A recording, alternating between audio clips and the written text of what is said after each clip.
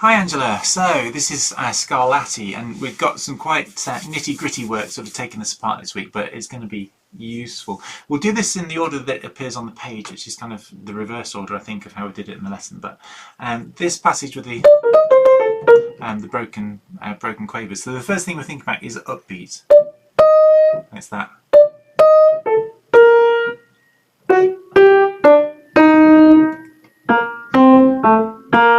Okay, so you're thinking always about the upbeat being lighter and most of the time actually shorter than the downbeat. I've got my metronome here set on my favourite 84, and that'll really help you keep that really rhythmic, you know.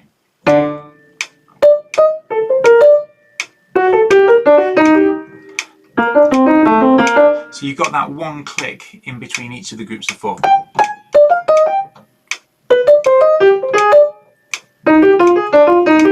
And so on, and you can really just keep that going nice and rhythmically. But you want to be thinking all the way through those fours really rhythmically, and having that little extra tick in the middle is just going to help you keep the momentum going while you've got that little time to think.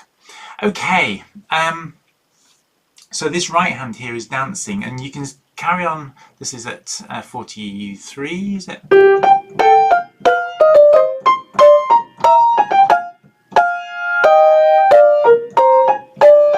And you don't want to be playing this like you're safely gripping onto the keys, because it sounds a bit like sort of really safe, and not having that light spirit to it. So the two hands is really good for that, finding that spirit of how it feels if it's technically really comfortable to play.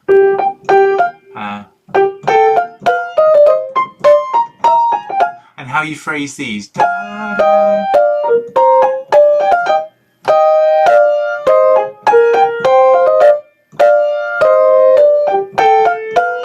And you had that first one of those three short, and you decided the second one long, which works, as you can hear, really nicely. Then trying to get that same sort of spirit into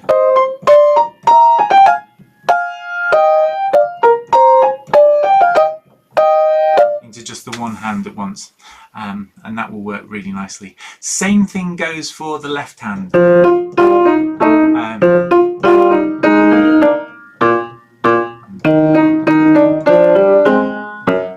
Whoops.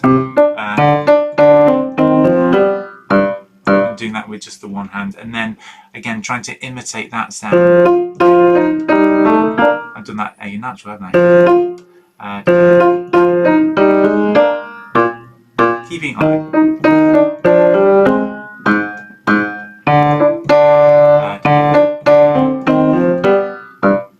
Okay, so you're just really imitating that, and then I was just thinking before, actually, we didn't mention this in the lesson, but when you put that together in the conversation, you know, you can have that in with the metronome,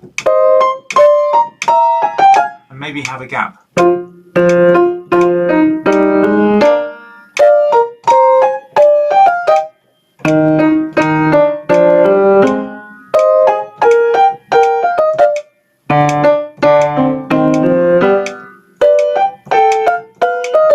That just helps you get around that before then you can again have your metronome if you want and put the conversation together.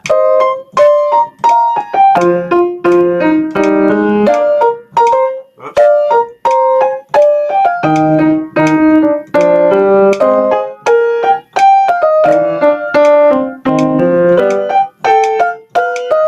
And you can see there's more to think about there. That's just gonna have you working through that.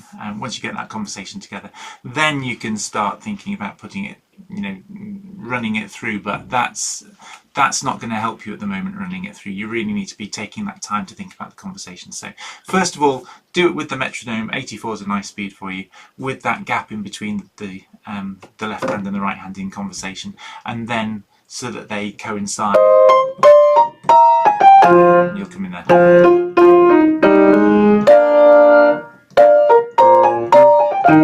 And you can have that them coinciding on the first beat there. Brilliant. Same thing here.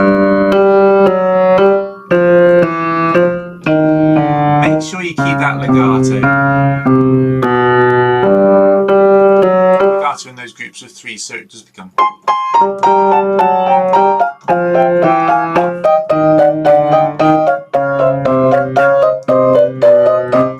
you do that just solely in your left hand, use that little finger to kick off there.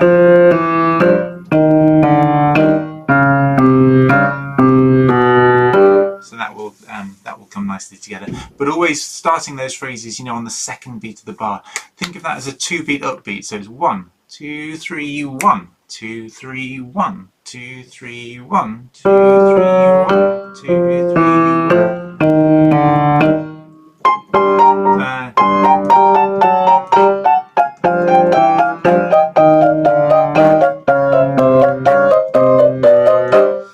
And that will just really help you along there. Great stuff. Have a good time. Just taking it apart. You know, don't be afraid to really take it apart. Just play with all the little pieces before you put it back together and make sure they're all working really, really nicely. Have a great time. Have a great time in Kansas. I'll see you in a few weeks.